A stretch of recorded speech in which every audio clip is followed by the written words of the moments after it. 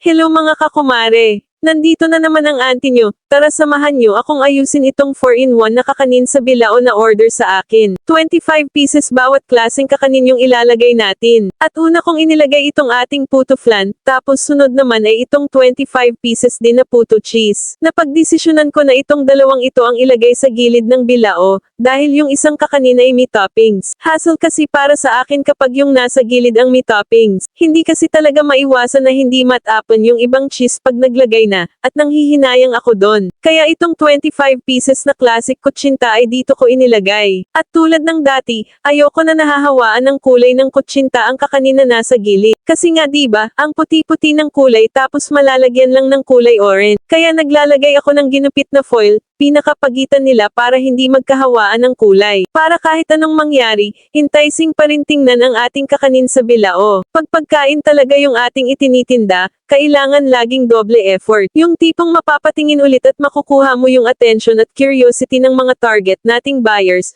unang kita pa lang nila sa products mo. Tapos yung 25 pieces na palitaw naman ang inilagay ko sa gitna. Pinagpatong-patong ko lang sila ng patagilid para magkasya silang lahat. Diskarte lang talaga mga kumare para magkasya sila sa gamit nating 14 inches na bilao. At pag naset ko na yung 25 pieces, saka ko nalalagyan ng asukal at toasted sesame seeds yung bawat pagitan ng palitaw. Tapos additional toasted sesame seeds sa top para mas katakam-takam. Pagkatapos ng lahat, ganito na yung magiging outcome niya.